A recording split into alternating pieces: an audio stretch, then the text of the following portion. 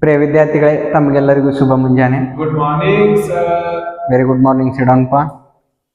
ನೋಡಿ ವಿದ್ಯಾರ್ಥಿಗಳೇ, ಇಂದಿನ ಅವಧಿಗೆ ನಾನು ನಿಮ್ಗೆ ಕೆಲವೊಂದಿಷ್ಟು ಪ್ರಶ್ನೆಗಳನ್ನು ಕೇಳ್ತೇನೆ. ಯಾರಿಗೆ ಗೊತ್ತಿದೆಯೋ ಅವರು ಕೈ ಮೇಲೆತ್ತಿ ಉತ್ತರ ನೀಡಿ. ಯಾರು ಗುಂಪು ಉತ್ತರಗಳನ್ನ ನೀಡಬೇಡಿ. ಹೌದಾ? ನೀಡ್ತಿರಲ್ವಾ? ನೋಡಿ, ನಾವು ದಿನನಿತ್ಯ ಜೀವನದಲ್ಲಿ ಅಥವಾ ನಾವು ಜೀವಿಸಲು ಬೇಕಾದಂತ ಅವಶ್ಯಕವಾದ ಸಂಪನ್ಮೂಲಗಳು ಯಾವುವು? ಯಾರು ಹೇಳ್ತೀರಾ? ನೀ ಹೇಳ್ತೀಯ ಅಪ್ಪಿ? ಹಾ, ಹೇಳು. ನೀರು ಬೇಕು ಸರ್, ಮನೆ ಬೇಕ್ರಿ, ಊಟ ಬೇಕ್ರಿ. ನೀರು ಬೇಕು, ಮನೆ ಬೇಕು, ಊಟ ಬೇಕು. ಮತ್ತೆ ಗಾಳಿ ಬೇಕು.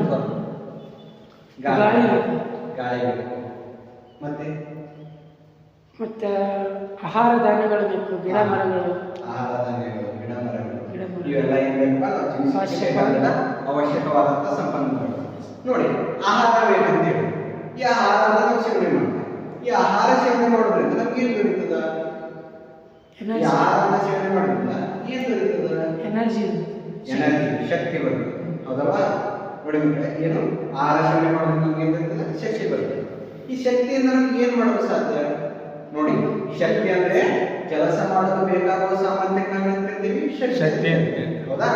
ಈ ಶಕ್ತಿಯಿಂದ ಏನ್ ಮಾಡಲು ಸಾಧ್ಯ? ಏನೇನ್ ಮಾಡ್ಬೋದು? ನಮ್ಮಲ್ಲಿ ಶಕ್ತಿ ಅದಲ್ವಾ? ಈ ಶಕ್ತಿಯಿಂದ ನಾವು ಏನೇನ್ ಮಾಡ್ಬೋದು?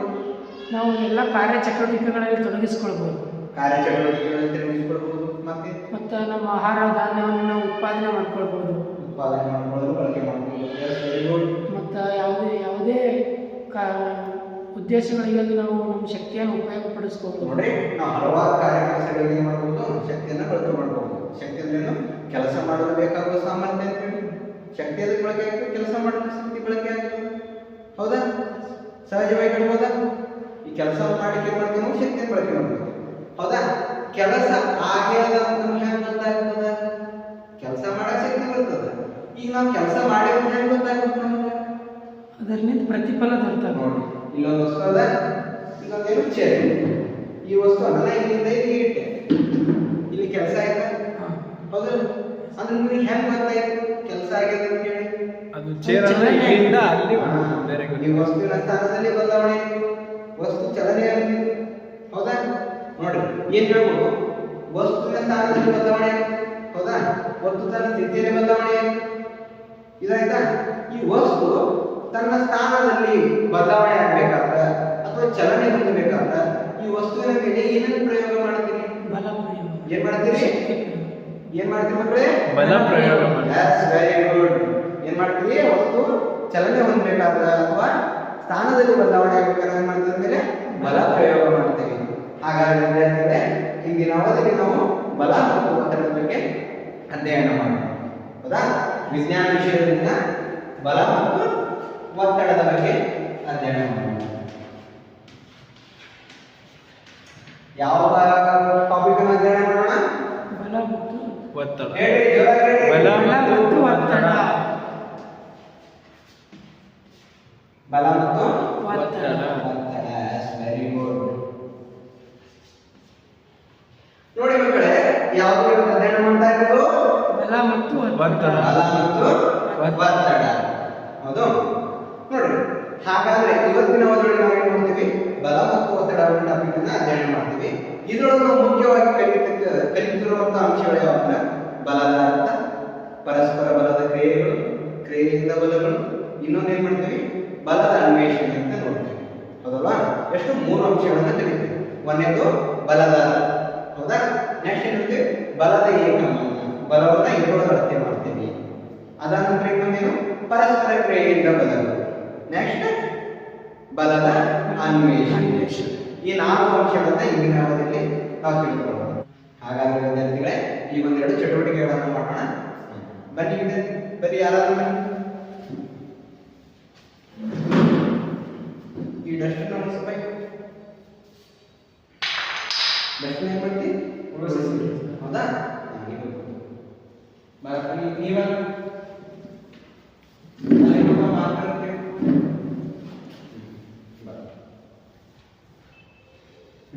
ನಿಮ್ಮ ಅಂದ್ರೆ ಈ ಚೇರ್ಕೊಂಡಲ್ಲಿ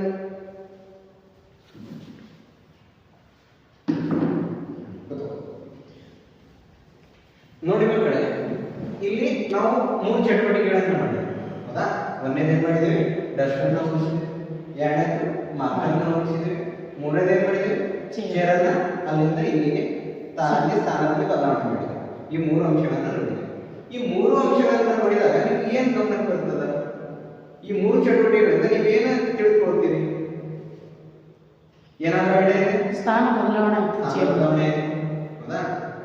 ಇವೆಲ್ಲ ಏನಾಗ್ತದೆ? ವಸ್ತುವಿನ ಮೇಲೆ ಬಲ ಪ್ರಯೋಗ ಮಾಡಿದಾಗ, ಹೌದಾ?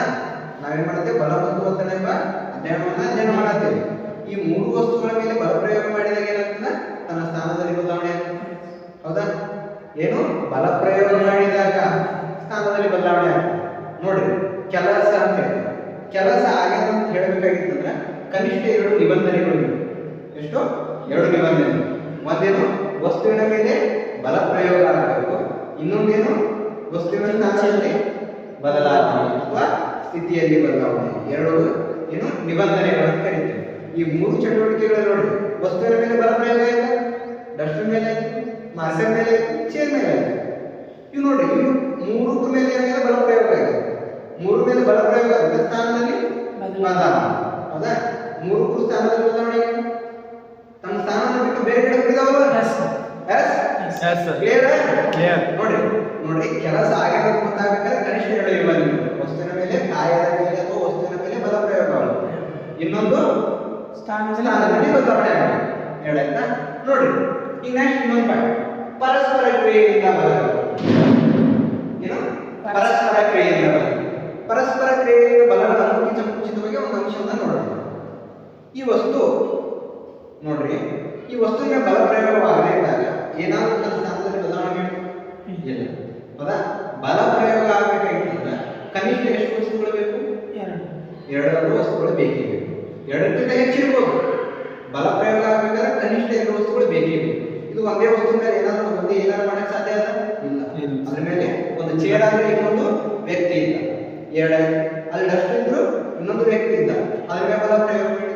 ಇನ್ನೊಂದು ಮಾರ್ಗ ಅದ್ರ ಮೇಲೆ ಏನ್ ಮಾಡಿದ? ಬಲ ಪ್ರಯೋಗ ಮಾಡಿ. ಕನಿಷ್ಠ 2 ವಸ್ತುಗಳು ಇದ್ದೇ ಇದ್ವಾ? ಹೌದಲ್ಲ? ಆದ್ರೆ 2 ಇರ್ಬೋದು, 2ಕ್ಕಿಂತ ಹೆಚ್ಚು ಇರ್ಬೋದು, 2ಕ್ಕಿಂತ ಕಡಿಮೆ ಇರಕ್ ಸಾಧ್ಯ ಇಲ್ಲ. ಇದ್ರೊಳಗೆ ಒಂದು ಕನ್ಫರ್ಮ್ ಏನೋ, ಬಲ ಪ್ರಯೋಗ ಆಗ್ಬೇಕಾದ್ರೆ ಕನಿಷ್ಠ 2 ವಸ್ತುಗಳು ಇರಲೇಬೇಕು, ಹೌದಾ? ಇನ್ನೊಂದೇನ್ ತಿಳ್ಕೊಂಡು ಇದ್ರೊಳಗ ಕೆಲಸ ನಡೆದಿದೆ ಅಂತ ಹೇಳ್ಬೇಕಾಗಿತ್ತಂದ್ರೆ 2 ನಿಬಂಧನೆಗಳು. ಏನು? ವಸ್ತುವಿನ ಮೇಲೆ ಬಲ ಪ್ರಯೋಗವಾಗಬೇಕು, ಇನ್ನೊಂದು ವಸ್ತುವಿನ ಸ್ಥಾನದಲ್ಲಿ ಬದಲಾವಣೆ, ಹೌದಾ? ಹಾಗಾದ್ರೆ ಸರ್ ಇಷ್ಟೆಲ್ಲ ಹೇಳಿದ್ರಿ, ಇದನ್ನ ಬಲ ಪ್ರಯೋಗ ಮಾಡ್ತೀರಿ, ಲಾಸ್ಟ್ ಮಾಡಿದ್ರಿ, ಇಲ್ಲಿ ಮಾಡಿದ್ರಿ, ಸ್ಥಾನದಲ್ಲಿ ಬದಲಾವಣೆ. ಬಲ ಅಂದ್ರೆ ಏನು ಅಂತ ಹೇಳಿ ಯಾರಿಗಾದ್ರು ಅರ್ಥ ಮಾಡ್ಬಿಡೋದು? ಬಲ ಅಂದ್ರೆ ಗೊತ್ತಾಗುತ್ತೆ ಸರ್, ನೀವು ಬಲ ಪ್ರಯೋಗ ಮಾಡ್ತೀರಿ, ಬಲ ಪ್ರಯೋಗ ಮಾಡ್ತೀರಿ ಅಂತ. ಬಲ ಏನು? ಬಲ ಅಂದ್ರೆ ಏನನ್ನ ಗೊತ್ತಾಗಬೇಕು. ಬಲ ಎಂದರೆ ಏನು? ಯಾರಾದ್ರೂ ಹೇಳ್ತೀರಿ? ಬಲ ಅಂದ್ರೆ ಶಕ್ತಿ. ಬಲ ಅಂದ್ರೆ ಶಕ್ತಿ. ಮತ್ತೆ ಒಂದು ವಸ್ತುವಿನ ಮೇಲೆ ಶಕ್ತಿಯನ್ನು ಪ್ರದರ್ಶಿಸುವುದೇ ಬಲ. ಒಂದು ವಸ್ತುವಿನ ಮೇಲೆ ಶಕ್ತಿಯನ್ನು ಪ್ರದರ್ಶಿಸುವುದೇ ಬಲ. ಮತ್ತೆ ಹೇಳ್ತೀರಿ? ಯಾರು ಲಾಸ್ಟ್ ಸರ್ ಹೇಳ್ತೀರಿ? ಗೊತ್ತಿಲ್ಲ ಸರ್. ಗೊತ್ತಿಲ್ಲ? ನೋಡಿ, ಬಲದ ಏನು? ಬಲದ ಅರ್ಥ ನೋಡಿ ಮಕ್ಕಳೇ, ಬಲ ಎಂದರೆ ಬಲ ಎಂದರೆ ಒಂದು ವಸ್ತುವಿನ ಎಳೆಯುವಿಕೆ ಅಥವಾ ತಳ್ಳುವಿಕೆಯಿಂದ ಉಂಟಾಗುವ ಅನುಭವವೇ ಬಲ. ಏನು? ಒಂದು ವಸ್ತುವನ್ನು ಎಳೆಯುವಿಕೆ ಅಥವಾ ತಳ್ಳುವಿಕೆಯಿಂದ ಉಂಟಾಗುವ ಅನುಭವವೇ ಬಲ. ಬರ್ತದ್ರಿ? ಒಂದು ವಸ್ತುವಿನ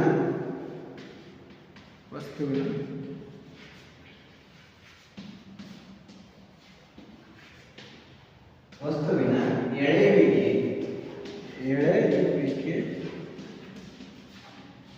ಮತ್ತು ಅಂದ್ರೆ ಏನು? ವಸ್ತುವಿನ ಎಳೆಯುವಿಕೆ ಮತ್ತು ತಳ್ಳುವಿಕೆಯಿಂದ ಬರ್ತಾರೆ. ಚೆಕ್ ಮಾಡ್ತೀನಿ ಇವಾಗ. ತಳ್ಳುವಿಕೆಯಿಂದ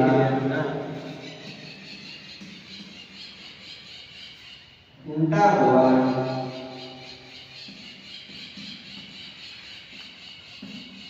ಅನುಭವವೇ ಏನು? ಬಲ. ಅನುಭವವೇ ಬಲ. Very good. ಒಂದು ವಸ್ತುವಿನ ಎಳೆಯುವಿಕೆ ಮತ್ತು ತಳ್ಳುವಿಕೆಯಿಂದ ಉಂಟಾಗುವ ಅನುಭವಕ್ಕೆ ನಾವೇನು ಕರಿತೀವಿ ಬಲ ಅಂತ ಕರಿತೀವಿ. ಈ ಬಲದ ಉದಾಹರಣೆ ಹೇಳ್ಬೋದಾ? ಒಂದು ವಸ್ತುವಿನ ಎಳೆಯುವಿಕೆ, ತಳ್ಳುವಿಕೆ, ಒದೆಯುವಿಕೆ ಇವೆಲ್ಲ ಏನು ಬಲದ ಏನು ಸೂಚಕ ಪದಗಳು ಇವೆಲ್ಲ ಬಲದ. ಹೌದಾ? ಎಳೆಯುವುದು, ತಳ್ಳುವುದು, ಒದೆಯುವುದು, ಜಗ್ಗುವುದು, ಹಗ್ಗ ಜಗ್ಗಾಟ. ಹಗ್ಗ ಜಗ್ಗಾಟ. Sir, football ಚೆಂಡನ್ನ ಒದೀತಾರೆ. ಮತ್ತೆ ನೋಡಿ, ನೀವು ನಿತ್ಯ ಜೀವನದಲ್ಲಿ ಬಳಕೆ ಮಾಡುವ ವಸ್ತು ಕ್ರಿಕೆಟ್. ಹೌದಾ? ಕ್ರಿಕೆಟ್ ಏನ್ ಮಾಡ್ತಾರೆ? ಬ್ಯಾಟ್ಸ್ಮನ್ ಜೋರಾಗಿ ಬಾಲ್ಗೆ ಹೊಡಿತಾರೆ. ಅಲ್ಲಿ ಬಲ ಪ್ರಯೋಗ ಮಾಡ್ತಾರೆ. ಅದ್ರ ಮ್ಯಾಗ ಬ್ಯಾಟ್ ಅಂತ ಹೇಳ್ಬಿಟ್ಟು ಚೆಂಡಿನ ಮೇಲೆ ಬಲ ಪ್ರಯೋಗ ಮಾಡ್ತಾರೆ. Cycle cycle paddle. ಹೌದಾ? ಹೌದಿಲ್ಲ? ಸೈಕಲ್ ಏನ್ ಮಾಡ್ತಾರೆ? ತನ್ನ ಕಾಲಿನ ಮುಖಾಂತರ ಏನಿರುತ್ತೆ ಪ್ಯಾಡಲ್ಗೆ ಬಲವನ್ನು ಹಾಕಿದ ಸೈಕಲ್ ಇರುತ್ತೆ. ಹೌದಾ? ಅದೇ ರೀತಿ ನಿತ್ಯ ಜೀವನದಲ್ಲಿ ಸಹಜವಾಗಿರುವಂಥದ್ದು ನಾವು ಬಾಗಿಲು ಮುಚ್ತೀವಿ, ಕಿಟಕಿ ಅಂತ ತೆಗಿತೀವಿ, ಕಿಟಕಿ ಅಂತ ಮುಚ್ತೀವಿ. ಇವೆಲ್ಲ ಮಾಡಲಿಕ್ಕೆ ಬಲ ಬೇಕೇ ಬೇಕು. ಬಲಗಳ ಉದಾಹರಣೆ ಆಗ್ತಾವ. ನೀವು ಯಾರಾದ್ರೂ ಬಲಗಳ ಉದಾಹರಣೆ ಕೊಡ್ತೀರಿ ಹೇಳಿ? ಸಾಕಷ್ಟು ಉದಾಹರಣೆಗಳನ್ನು ಹೇಳ್ಬೋದು. ಸರ್, ಬಾಲ್ ಹಾಕೋದು, ಬಾಲ್ ಅದು ಬಲ ಉದಾಹರಣೆ. ಮತ್ತೆ ಹೇಳಿ, ಸಾಕಷ್ಟು ಅದಾವ. ಟೆನ್ನಿಸ್ ಆಟ ಆಡೋದು, ಟೆನ್ನಿಸ್ ಆಟ ಆಡೋದು, ಅದನ್ನೇ ಯಾಕೆ ನೀವು ನಡೆಯೋದು ಬಲ, ನೀವು ಕುಂದ್ರೋದು ಬಲ. ಹೌದಲ್ಲ? ನಿನ್ ಕಡೆ ಶಕ್ತಿ ಇದ್ರೆ ನೀವು ಕುಂದ್ರಬೇಕು. ಹೌದಾ? ಈ ಸಲ ನೀವು ಬಲ ಅಂದ್ರೆ ನೀವು ಸುಮ್ಮನೆ ಕೂತೇನೆ ಕೂತೀರಿ. ಹೌದಲ್ಲ? ನಾ ಏನ್ ಹೇಳಿದೆ? ಬಲ ಅಂದ್ರೆ ಜಿಮ್ ಮಾಡೋದು. ಎಳೆಯುವಿಕೆ ಅಂತ ಉಂಟಾಗುವ ಅನುಭವ ಬಲ ಅಂತ ಹೇಳಿದೆ. ಅದಕ್ಕೆ ಕ್ಲಿಯರ್ ಆಗಿ ನೋಡ್ರಿ, ವಸ್ತುವಿನ ಎಳೆಯುವಿಕೆ ಮತ್ತು ತಳ್ಳುವಿಕೆಯಿಂದ ಉಂಟಾಗುವ ಅನುಭವ ಅಂತ ಹೇಳ್ತೀವಿ. ಹೌದಲ್ಲ? ಅನುಭವ ಅಂದ್ರೆ ಕ್ವಶನ್. ಹೌದಲ್ಲ? ಯಾರ್ಯಾರು ಕ್ವಶನ್ ಮುಗಿಸ್ತಾರಲ್ಲ ಅನುಭವ. ಉದಾಹರಣೆ ಯಾರಾದ್ರೂ ಟಚ್ ಮಾಡ್ತಾರೆ, ಇಲ್ಲೊಂದೇನು ಸ್ಪರ್ಶಾನುಭವ ಅಂತ ಹೇಳ್ತೀವಿ. ಹೌದಾ? ಸ್ಪರ್ಶ ಟಚ್ ಮಾಡಿದಾಗ ಅನುಭವ ಅನ್ನೋದೇನು ಫೀಲ್ ಆಗ್ತದೆ ನಿಮ್ಗೆ, ಅದೇ ಅನುಭವ. ನೀವು ಯಾವ್ದಾದ್ರು ವಸ್ತುವನ್ನು ತಳ್ಳಬೇಕಾಗಿರ್ತಲ್ಲ, ನಿಮ್ಮ ಅನುಭವ ಬರ್ತದೆ. ಅದು ಕಣ್ಣಿಗೆ ಕಾಣಂಗಿಲ್ಲ, ಅದು ಅಗೋಚರ. ಗೊತ್ತಾಗ್ತದೆ? ಒಂದು ವಸ್ತುವಿನ ಎಳೆಯುವಿಕೆ ಅಥವಾ ತಳ್ಳುವಿಕೆ ಅಂತ ಕರಿತೀವಿ ಬಲ ಅಂತ ಕರಿತೀವಿ. That's very good. ನೆಕ್ಸ್ಟ್ ನೋಡಿ, ಉದಾಹರಣೆಗಳು ಏನು? ಬಾಗಿಲನ್ನು ತೆರೆಯುವುದು, ಬಾಗಿಲನ್ನು ಮುಚ್ಚುವುದು, ಕಿಟಕಿಯನ್ನು ತೆರೆಯುವುದು, ಕಿಟಕಿಯನ್ನು ಮುಚ್ಚುವುದು, ಬಾಲನ್ನು ಹೊಡೆಯುವುದು, ಸಾಕಷ್ಟು ಉದಾಹರಣೆಗಳನ್ನು ಕೊಡ್ಬೋದು. ಹೌದಾ? ಹಾಗಾದ್ರೆ ಇವಾಗ ನೆಕ್ಸ್ಟ್ ನೋಡೋಣ, ಪರಸ್ಪರ ಕ್ರಿಯೆಯಿಂದ ಬದಲು. ಪರಸ್ಪರ ಕ್ರಿಯೆಯಿಂದ ಬದಲು ಇದನ್ನ ಬರ್ಕೊಂಡು ಎಲ್ಲ ತಗೊಂಡ್ರಿ ಬರ್ಕೊಂಡಲ್ಲ? Sir, ಬರ್ಕೊಂತೀವಿ sir. ಅದು ಸೇರಿ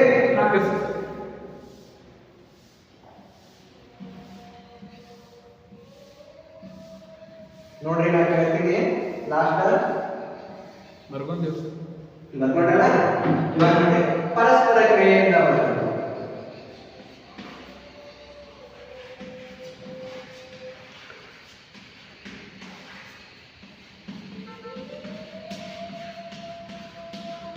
ಪರಸ್ಪರ ಕ್ರಿಯೆಯಿಂದ ಬಲಗಳು. ನೋಡ್ರಿ, ಪರಸ್ಪರ ಕ್ರಿಯೆಯಿಂದ ಬಲಗಳು ಅಂದ್ರೆ ಏನು? ಪರಸ್ಪರ ಕ್ರಿಯೆಯಿಂದ ಬಲಗಳು. ಫಾರ್ ಎಕ್ಸಾಂಪಲ್, ಈಗ ಒಂದು ಚೇರ್, ಹೌದಾ? ಇಲ್ಲ ಮೇಲ್ತಕ್ಕಂಥದ್ದೇನು ಚೇರ್. ಇನ್ನ ಚೇರಿನ ನಿಂತ್ಕೊಂಡಿವಿ, ಚೇರ್ ಏನಾದ್ರು ಚಲಿಸ್ತದೆ? ಚಲಿಸ್ತದ? ಚಲಿಸಲ್ಲ. ನೋಡ್ರಿ, ಈ ಚೇರಿನ ಏನ್ ಮಾಡ್ತೀನಿ? ತಳ್ತೀನಿ, ಇದ್ರ ಮೇಲೆ ಬಲ. ಚೇರ್ ಏನೈತಿ? ಮುಂದಕ್ಕೆ ಹೋಯ್ತು, ಚಲಿಸಿ. ಹೌದಲ್ಲ? ಪರಸ್ಪರ ಕ್ರಿಯೆ. ಹೌದಾ? ಇಲ್ಲಿ ನೋಡ್ರಿ, ಪರಸ್ಪರ ಕ್ರಿಯೆಯಿಂದ ಬರಲ್ಲ ಅಂದ್ರ ಬಲ ಪ್ರಯೋಗ ಆಗ್ಬೇಕಾದ್ರೆ ಕನಿಷ್ಠ ಎಷ್ಟು ವಸ್ತುಗಳು ಪರಿವರ್ತನೆ ಒಳಪಡಬೇಕು? ಎರಡು ವಸ್ತುಗಳು. ಈ ಪರಸ್ಪರ ಕ್ರಿಯೆಯಿಂದ ಬರಲ್ಲ ಅಂದ್ರ ಬಲ ಪ್ರಯೋಗ ಆಗ್ಬೇಕಾಗಿದ್ರೆ ಏನ್ ಮಾಡ್ಬೇಕು? ಪ್ರತಿವರ್ತನೆಗೆ ಕನಿಷ್ಠ ಏನ್ ಮಾಡ್ಬೇಕು? ಎರಡು ವಸ್ತುಗಳು ಒಳಪಡಬೇಕು. ಏನು? ಬಲ ಪ್ರಯೋಗ ಆಗ್ಬೇಕಾದ್ರೆ ಕನಿಷ್ಠ ಎರಡು ವಸ್ತುಗಳು ಇರಲೇಬೇಕು. ಒಂದು ಏನ್ ಮಾಡ್ತದ? ಪರಸ್ಪರ ಕ್ರಿಯೆಯಿಂದ ಬರಲು ಅನ್ನೋದು ಏನ್ ಮಾಡ್ತದ? ಸೂಚಿಸ್ತದೆ. ಇದೇನ್ ಮಾಡ್ತದ? ಸೂಚಿಸ್ತದೆ. ಬಲ ಪ್ರಯೋಗ ಆಗಬೇಕಾದ್ರೆ ಕನಿಷ್ಠ ಎರಡು ವಸ್ತುಗಳು ಎಡಕ್ಕಿಂತ ಹೆಚ್ಚಾದ್ರೂ ಇರ್ಬೋದು. ಇಲ್ಲಿ ನೋಡ್ರಿ, ನಾವು ಇಲ್ಲೊಂದು ಚೇರ್, ಇದು ಒಂದೇ ನಾವು ಸುಮ್ಮನೆ ಇಟ್ಕೊಂಡ್ರೆ ಏನಾದ್ರು ಚಲಿಸ್ತದೆ? ಇಲ್ಲ. ಇದಕ್ಕೆ ನಾವು ಬಲ ಪ್ರಯೋಗ ಮಾಡಿದಾಗ ಚಲಿಸ್ತದೆ. ಹೌದಾ? ಇದೇ ರೀತಿ ಉದಾಹರಣೆ ನೋಡ್ರಿ, ಸೈಕಲ್ ಚಲನೆ. ಸೈಕಲ್ ಚಲನೆ, ನಳ ಹೊಡೆದ್ರಿ, ನಳ ನೀರು. ಇನ್ನೊಂದು ಕಾರ್, ಕಾರಿನ ಒಬ್ಬ ವ್ಯಕ್ತಿ ಸುಮ್ಮನೆ ನಿಂತ್ಕೊಂಡಿದ್ದ, ಆ ಕಾರ್ ಏನಾದ್ರು ಚಲಿಸ್ತದೆ? ಇಲ್ಲ. ಕಾರನ್ನು ತಳ್ಳಿದಾಗ ಚಲಿಸ್ತದೆ. ಆ ಕಾರಿಗೆ ಆ ವ್ಯಕ್ತಿ ಸಂಪರ್ಕ ಬಂದಿತ್ತು, ಹೌದಲ್ಲ? ಅಲ್ಲಿ ಎರಡು ವಸ್ತುಗಳನ್ನು ಇಲ್ಲೇನಾಗ್ತದೆ, ಬಲ ಪ್ರಯೋಗ ಆಗಬೇಕಾದ್ರೆ ಕನಿಷ್ಠ ಎರಡು ವಸ್ತುಗಳು ಇರಲೇಬೇಕೆಂಬ ಮಾಹಿತಿಯನ್ನು ನೀಡ್ತದೆ. ಯಾವುದು? ಪರಸ್ಪರ ಕ್ರಿಯೆ. ನೆಕ್ಸ್ಟ್ ಇನ್ನೊಂದು ಏನು ನೋಡೋಣ, ಇದಕ್ಕೆ ಉದಾಹರಣೆ ಕೊಡ್ತೀರಾ ನೋಡಿ. ಕ್ಯಾರಮ್ ಏನು ಹೋಗ್ತಿರ್ತದ, ಎತ್ತನ ಜಗ್ತಿರ್ತದ, ಅದೊಂಥರ ಜಗ್ತದೆ, ಇದೊಂಥರ, ಇಬ್ರು ಬಲ ಪ್ರಯೋಗ ಮಾಡ್ತಿರ್ತಾರೆ ನೋಡಿರಿ, ಹೌದಲ್ಲ? ಸಾಕಷ್ಟು ಉದಾಹರಣೆ ಕೊಡ್ಬೋದು. ನೀವು ಆಟ ಆಡ್ತೀರಿ, ಸಂಘ ಆಡ್ತಿರ್ತಾರೆ, ಇಬ್ರು ಕೈ ಹಿಡ್ಕೊಂಡು ಹೌದಲ್ಲ, ಇಬ್ಬರಿಗೆ ಏನಾಗ್ತದೆ, ತಳ್ಳಿದಾಗ ಆಗ್ತಿರ್ತದೆ, ಹೌದಲ್ಲ? ನೋಡಿ ಸಾಕಷ್ಟು ಆಟಗಳನ್ನ ಅವುಗಳೇನು ಮಾಡ್ತಾವೆ, ಪರಸ್ಪರ ಕ್ರಿಯೆ ಅಂತ ಬರೋದು. ಪರಸ್ಪರ ಕ್ರಿಯೆ ಅಂತ ಬರೋದಂದ್ರೆ ಏನು, ಬಲ ಪ್ರಯೋಗ ಬೇಕಾದ್ರೆ ಕನಿಷ್ಠ ಎರಡು ವಸ್ತುಗಳು ಇರಲೇಬೇಕು ಅಂತ ಹೇಳ್ತಾರೆ. ನೆಕ್ಸ್ಟ್ ಬಲದ ಅನ್ವೇಷಣೆ, ಇದೇನಾಯ್ತು, ಪರಸ್ಪರ ಕ್ರಿಯೆ. ಇವಾಗ ಏನು ನೋಡೋಣ, ಬಲದ ಅನ್ವೇಷಣೆ. ಬಲದ ಅನ್ವೇಷಣೆ, ಅನ್ವೇಷಣೆ ಅಂದ್ರೆ ಯಾರು ಹೇಳ್ತೀರಿ? ಸಂಶೋಧನೆ ಮಾಡೋದು. ಸಂಶೋಧನೆ. Very good class. ಮತ್ತೆ ಯಾರು ಹೇಳ್ತೀರಿ? ಹುಡುಕುವುದು. ಹುಡುಕುವುದು. Yes, very good. ಸರಿ, ಏನಾದರೂ ಕಂಡುಹಿಡಿಯುವುದು. ಏನಾದರೂ ಕಂಡುಹಿಡಿಯುವುದು. ಸಂಶೋಧನೆ ಮಾಡೋಣ ನಂಬಿರು, ಬಟ್ ಅನ್ವೇಷಣೆ ಅಂದ್ರೆ ಹುಡುಕ. ಬಲ ಪ್ರಯೋಗ ಆಗ್ತದ, ಏನೇನಾಗ್ತದೆ ಅಂತ ನೋಡ್ಬೇಕು. ಕೆಲವೊಂದಿಷ್ಟು ಅಂಶಗಳನ್ನ ತೀಕ್ಷ್ಣವಾಗಿ ಗಮನಿಸಿದಾಗ ಏನ್ ಸಿಗ್ತದೆ ನಮಗೆ ಅನ್ನೋದನ್ನ ನೋಡೋಣ.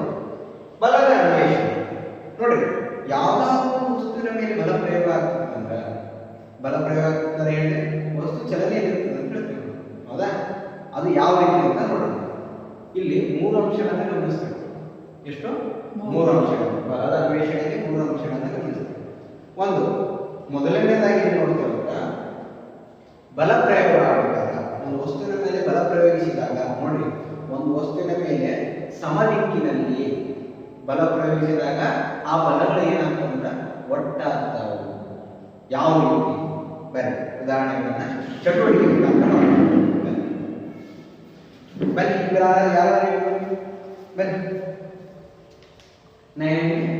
ಸಮದಿಕ್ಕಿನಲ್ಲಿ, ಒಂದೇ ದಿಕ್ಕಿನಲ್ಲಿ ನೋಡ್ರಿ, ಇದು ಒಂದು ವಸ್ತು, ಹೌದಾ? ಇದೊಂದು ವಸ್ತು. ಒಂದು ವಸ್ತುವಿನ ಮೇಲೆ ಒಂದೇ ದಿಕ್ಕಿನಲ್ಲಿ ಬಲ ಪ್ರಯೋಗಿಸಿದಾಗ ಇವಾಗ ಏನ್ ಮಾಡ್ತೀರಿ, ಈ ದಿಕ್ಕಿನೊಳಗ ಈ ಬಲವನ್ನು ಪ್ರಯೋಗಿಸ್ತಾರೆ. ಇಬ್ರು ಏನ್ ಮಾಡ್ತೀವಿ, ಇದಕ್ಕೆ ಟಚ್ ಮಾಡ್ತೀವಿ, ಈ ದಿಕ್ಕಿನೊಳಗ ಬಲ ಪ್ರಯೋಗಿಸ್ತಾರೆ, ಇಬ್ರು ಟಚ್ ಮಾಡ್ತೀವಿ ನೋಡ್ರಿ. ಇವ್ರು ಈ ವಸ್ತುವಿನ ಮೇಲೆ ಒಂದೇ ದಿಕ್ಕಿನಲ್ಲಿ ಬಲವನ್ನು ಪ್ರಯೋಗ ಮಾಡ್ತಾರೆ, ಅದಲ್ಲ? ಒಂದು ವಸ್ತುವಿನ ಮೇಲೆ ಒಂದೇ ದಿಕ್ಕಿನಲ್ಲಿ ಬಲ ಪ್ರಯೋಗಿಸಿದಾಗ ಏನಾಗ್ತದೆ, ಬಲಗಳು ಒಟ್ಟಾಗ್ತವೆ. ನೋಡ್ರಿ, ಇವ್ನು ಇದಕ್ಕೆ ಏನ್ ಮಾಡ್ತಾನ, 10 ನ್ಯೂಟನ್ ಬಲ ಹಾಕ್ತಾನೆ, ಅವನು 10 ನ್ಯೂಟನ್ ಬಲ ಹಾಕ್ತಾನೆ. 10 ನ್ಯೂಟನ್ ಹಾಕಿದಾಗ ಎಷ್ಟಾಗ್ತದೆ? 20 ನ್ಯೂಟನ್. ಎಷ್ಟಾಗ್ತದೆ? 20. ಒಟ್ಟಾಗ್ತಾವನ್ನು ಕೂಡಿಸ್ಬೇಕು, ಕಳಿಬೇಕು? ಕೂಡಿಸ್ಬೇಕು. ಕಳಿಬೇಕಾ? ಕೂಡಿಸ್ಬೇಕು. ನೋಡಿ, ಬಲಗಳೇನಾಗ್ತಾವು, ಒಂದು ವಸ್ತುವಿನ ಮೇಲೆ ಒಂದೇ ದಿಕ್ಕಿನಲ್ಲಿ ಬಲ ಪ್ರಯೋಗಿಸಿದಾಗ ಏನಾಗ್ತಾವು, ಒಟ್ಟಾಗುತ್ತವೆ ಅಂತ ಹೇಳ್ತಾರೆ.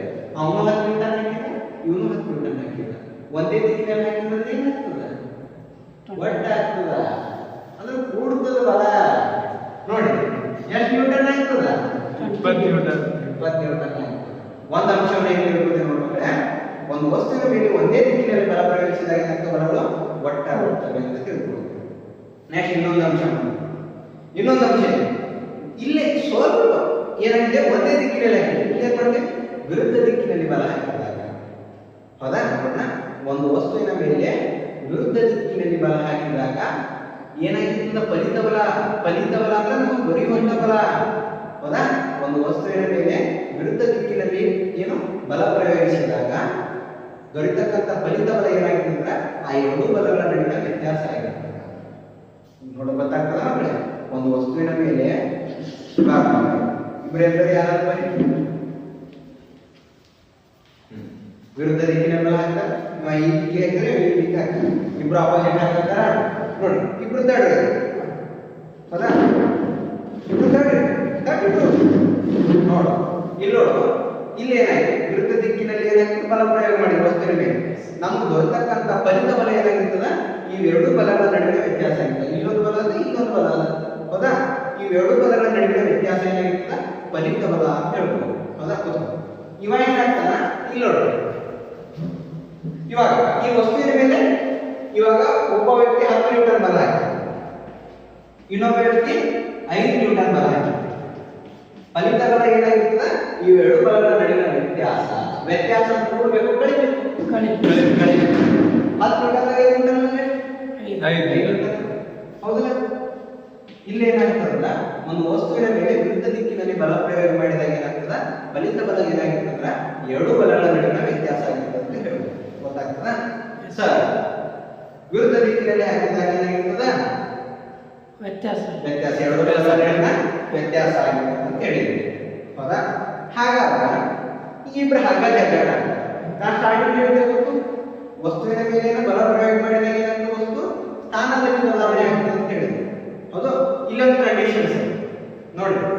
ವಿರುದ್ಧ ದಿಕ್ಕಿನಲ್ಲಿ ಬಲ ಪ್ರಯೋಗ ಆಗಿದಾಗ ನೋಡಿ, ಅಧಿಕ, ಸಮ, ಇನ್ನೊಂದು ಕಡಿಮೆ ಬಲ, 3 ರೀತಿಯ ಅಂಶಗಳನ್ನು ತಿಳಿಸ್ತೇವೆ.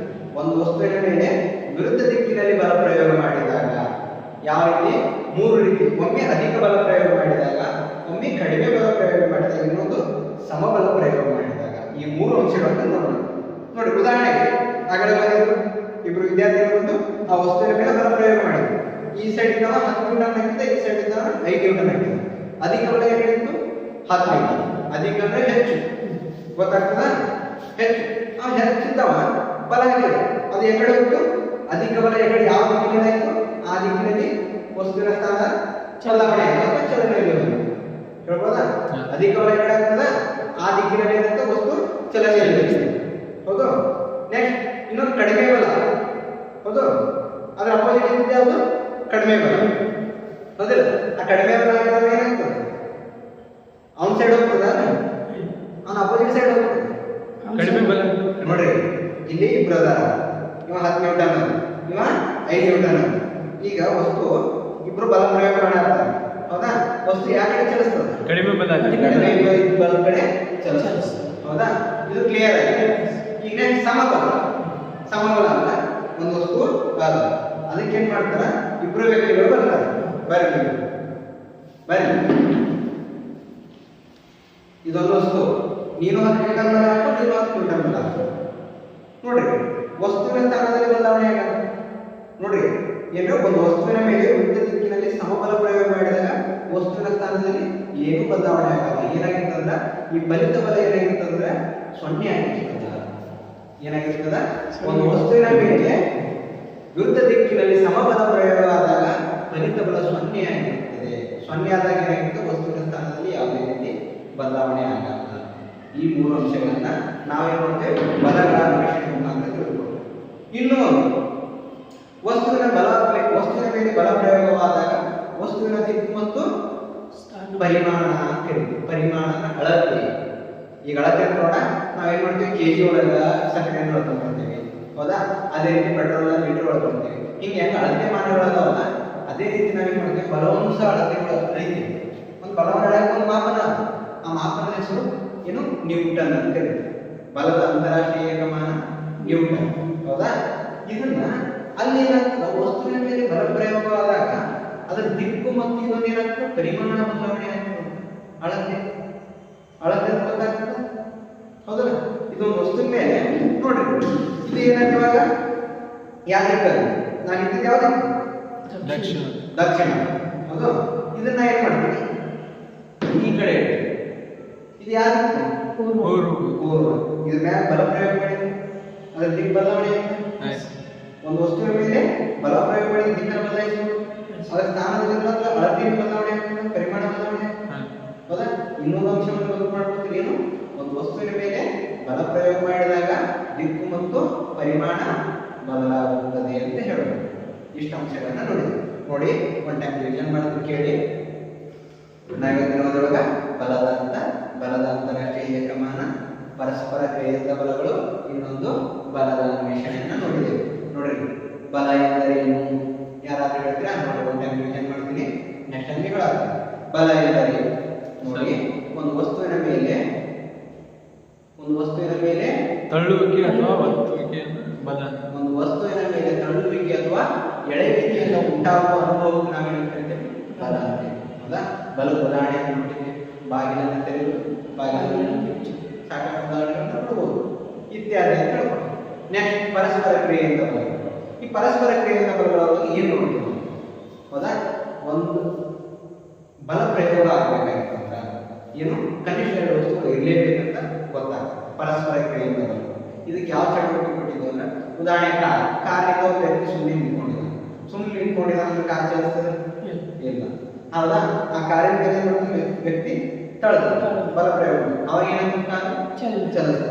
ಇದರಿಂದ ಏನ್ ಗೊತ್ತಾಗ್ತಂದ್ರೆ ಪರಸ್ಪರ ಏನಾಗುತ್ತೆ ಬಲಗಳು, ಪರಸ್ಪರ ಕ್ರಿಯೆಯಿಂದ ಬಲಗಳು ಅಂದ್ರೆ ಬಲ ಪ್ರಯೋಗ ಆಗಬೇಕಾದ್ರೆ ಕನಿಷ್ಠ 2 ವಸ್ತುಗಳು ಇರಲೇಬೇಕು. 2ಕ್ಕಿಂತ ಹೆಚ್ಚಿರ್ಬೋದು, 2ಕ್ಕಿಂತ ಕಡಿಮೆ ಇರಲಿಕ್ಕೆ ಸಾಧ್ಯ ಇಲ್ಲ. ಮೂರನೇದು ಬಲದ ಅನ್ವೇಷಣೆ. ಬಲದ ಅನ್ವೇಷಣೆ ಏನು ನೋಡ್ತೇವೆ? 4 ಅಂಶಗಳು ಅಥವಾ 3 ಅಂಶಗಳನ್ನ ಕಡ್ಡಾಯವಾಗಿ ನೋಡ್ತೇವೆ. ಒಂದನೇದು, ಒಂದು ವಸ್ತುವಿನ ಮೇಲೆ ಒಂದೇ ದಿಕ್ಕಿನಲ್ಲಿ ಬಲ ಪ್ರಯೋಗಿಸಿದಾಗ ಏನಾಗ್ತದೆ? ಬಲವು ಒಟ್ಟಾಗುತ್ತದೆ ಅಂತ ಹೇಳಿ. ನೆಕ್ಸ್ಟ್, ಒಂದು ವಸ್ತುವಿನ ಮೇಲೆ ವಿರುದ್ಧ ದಿಕ್ಕಿನಲ್ಲಿ ಬಲ ಪ್ರಯೋಗಿಸಿದಾಗ ಫಲಿತ ಬಲ ಏನಾಗಿರ್ತದೆ? ಆ ಎರಡೂ ಬಲಗಳ ವ್ಯತ್ಯಾಸ ಆಗಿರ್ತದೆ, ಹೌದಾ? ನೆಕ್ಸ್ಟ್, ಅದೇ ಒಂದು ವಸ್ತುವಿನ ಮೇಲೆ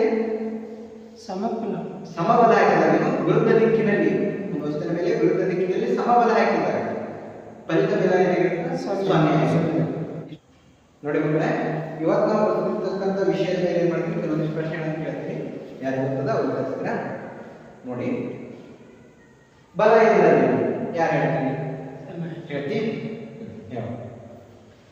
ಸರ್, ಒಂದು ವಸ್ತುವನ್ನು ತಳ್ಳುವಿಕೆ ಮತ್ತು ಎಳೆಯುವಿಕೆ ಕ್ರಿಯೆಯನ್ನು ಬಲ ಅಂತ ಕರಿತೀವಿ. ವಸ್ತುವಿನ ತಳ್ಳುವಿಕೆಯನ್ನು ಎಳೆಯುವಿಕೆ ಕ್ರಿಯೆಯನ್ನು ಏನು ಕರಿತೇವೆ? ಬಲ. ಮತ್ತೆ ಸರ್, ಒಂದು ವಸ್ತುವಿನ ಮೇಲೆ ಪ್ರಯೋಗ ಮಾಡುವ ತಳ್ಳುವಿಕೆ ಅಥವಾ ಒತ್ತುವಿಕೆಯನ್ನು ಬಲ ಅಂತ ನೋಡಿ, ಬಲ ಎಂದರೆ ಒಂದು ವಸ್ತುವಿನ ಎಳೆಯುವಿಕೆ ಅಥವಾ ತಳ್ಳುವಿಕೆಯಿಂದ ಉಂಟಾಗುವ ಅನುಭವಕ್ಕೆ ನಾವೇನು ಕರಿತೀವಿ? ಬಲ ಅಂತ ಕರಿತೀವಿ. ಹೇಳೋಣ ಎಲ್ಲರೊಟ್ಟಿಗೆ ಸೇರಿ. ಒಂದು ವಸ್ತುವನ್ನ ಎಳೆಯುವಿಕೆ ಅಥವಾ ತಳ್ಳುವಿಕೆಯಿಂದ ಉಂಟಾಗುವ ಅನುಭವವೇ ಬಲ. ಗೊತ್ತಾಯ್ತಾ? ಈ ಬಲ ಉದಾಹರಣೆಗಳನ್ನು ಹೇಳ್ತೀರಿ? ಅದನ್ನೇ ಹೇಳಿ, ಬೇರೆ ಸಾಕಷ್ಟು ಉದಾಹರಣೆಗಳಲ್ಲ. ನಾವು ಕುರ್ಚಿಯಲ್ಲಿ ಕೇಳಿದ್ರು, ಹೌದು ಹೌದು, ಗೊತ್ತಾಗ್ತದಲ್ಲ? ನೆಕ್ಸ್ಟ್, ಈ ಬಲದ ಏಕಮಾನ, ಬಲದ ಅಂತಾರಾಷ್ಟ್ರೀಯ ಏಕಮಾನ ಯಾವುದು? ನ್ಯೂಟನ್. ಏನು? Yes, very good. ಬಲದ ಅಂತಾರಾಷ್ಟ್ರೀಯ ಪೂರ್ಣವಾಗಿ ಬಲದ ಅಂತಾರಾಷ್ಟ್ರೀಯ ಏಕಮಾನ ನ್ಯೂಟನ್. Yes, very good. ಬಲದ ಅಂತಾರಾಷ್ಟ್ರೀಯ ಏಕಮಾನ ಏನು? ನ್ಯೂಟನ್. ಹೌದಾ? ಬಲದ ಅರ್ಥ ಗೊತ್ತಾಯ್ತು, ಬಲದ ಏಕಮಾನ ಗೊತ್ತಾಯ್ತು. ನೆಕ್ಸ್ಟ್ ಇನ್ನೊಂದೇನು? ಪರಸ್ಪರ ಕ್ರಿಯೆಗಳು. ಈ ಕ್ವಶನ್ ಕೇಳಿ, ಬಲ ಪ್ರಯೋಗ ಬೇಕಾದ್ರೆ ಕನಿಷ್ಠ ಎಷ್ಟು ವಸ್ತುಗಳು ಇರಬೇಕು? ಸರ್, ಯಾರು ಹೇಳ್ತೀನಿ? ಸರ್, ಬಲ ಪ್ರಯೋಗ ಆಗಲು ಕನಿಷ್ಠ 2 ವಸ್ತುಗಳು ಇರಬೇಕು. ಬಲ ಪ್ರಯೋಗ ಆಗಬೇಕಾದ್ರೆ ಕನಿಷ್ಠ 2 ವಸ್ತುಗಳು ಇರಲೇಬೇಕು. 2ಕ್ಕಿಂತ ಹೆಚ್ಚಿದ್ರೂ ನಡೀತದೆ, ಆದರೆ 2ಕ್ಕಿಂತ ಕಡಿಮೆ ಇದ್ದಾಗ ಬಲ ಪ್ರಯೋಗ ಆಗುವುದಿಲ್ಲ. ಒಂದು ಗೊತ್ತಾಗ್ತದೆ. ನೆಕ್ಸ್ಟ್, ಒಂದು ವಸ್ತುವಿನ ಮೇಲೆ ಒಂದೇ ದಿಕ್ಕಿನಲ್ಲಿ, ಒಂದು ವಸ್ತುವಿನ ಮೇಲೆ ಒಂದೇ ದಿಕ್ಕಿನಲ್ಲಿ ಬಲ ಪ್ರಯೋಗಿಸಿದಾಗ ಬಲವು ಏನಾಗುತ್ತದೆ? ಸರ್, ಹೇಳ್ತೀರಿ? ಬಲ ಹೆಚ್ಚಿಗಾಗ್ತದೆ, ಕೂಡಿಕೊಳ್ಳುತ್ತದೆ. Yes, very good. ಬಲ ಏನಾಗ್ತದೆ? ಹೆಚ್ಚಿಗೆ ಆಗ್ತದೆ, ಕೂಡ್ಕೊಳ್ತದ ಅಂದ್ರೆ ಒಟ್ಟಾಗ್ತದೆ. ಏನ್ ಹೇಳ್ತೇವೆ? ಕೂಡ್ಕೊಳ್ತಂದ್ರೆ ಒಟ್ಟಾಗ್ತದೆ, ಹೆಚ್ಚಿಗೆ ಆಗ್ತದೆ ಅಂತ ಹೇಳ್ತೀವಿ. ಇದು ಒಂದು ವಸ್ತುವಿನ ಮೇಲೆ ಒಂದೇ ದಿಕ್ಕಿನಲ್ಲಿ ಬಲ ಪ್ರಯೋಗಿಸಿದಾಗ ಏನಾಗ್ತದೆ? ಬಲ ಹೆಚ್ಚಾಗ್ತದೆ ಅಥವಾ ಕೂಡುತ್ತದೆ ಅಥವಾ ಒಟ್ಟಾಗ್ತದೆ ಅಂತ ಹೇಳ್ತೇವೆ. ನೆಕ್ಸ್ಟ್, ಇನ್ನೊಂದು ನೋಡಿ, ಒಂದು ವಸ್ತುವಿನ ಮೇಲೆ ವಿರುದ್ಧ ದಿಕ್ಕಿನಲ್ಲಿ ಬಲ ಪ್ರಯೋಗಿಸಿದಾಗ, ಸಮಬಲ ಪ್ರಯೋಗಿಸಿದಾಗ, ಒಂದು ವಸ್ತುವಿನ ಮೇಲೆ ವಿರುದ್ಧ ದಿಕ್ಕಿನಲ್ಲಿ ಸಮಬಲ ಪ್ರಯೋಗಿಸಿದಾಗ ಫಲಿತ ಬಲ ಏನಾಗಿರುತ್ತದೆ? ಯಾರು ಹೇಳ್ತೀರಾ? ಒಂದು ವಸ್ತುವಿನ ಮೇಲೆ ವಿರುದ್ಧ ದಿಕ್ಕಿನಲ್ಲಿ ಸಮಬಲ ಪ್ರಯೋಗಿಸಿದಾಗ ನಮಗೆ ದೊರೆಯುವಂತ ಬಲ ಏನಾಗಿರ್ತದೆ? ಸರ್, ಶೂನ್ಯವಾಗಿರುತ್ತೆ. 0 ಆಗುತ್ತೆ. Yes, very good. ಕ್ಲಾಸ್ ಹಾಕು. Yes, very good. ಮತ್ತೆ ಯಾರು ಹೇಳ್ತೀರಾ? ಕ್ಲಿಯರ್ ಅಲ್ಲ? Any doubt? ಇಲ್ಲ. ಏನು ಡೌಟ್ಸ್ ಇಲ್ಲ? ಕ್ಲಿಯರ್? ಹೋಮ್ವರ್ಕ್ ಬರ್ಕೊತೀರಿ? ಹೇಳೋಣ?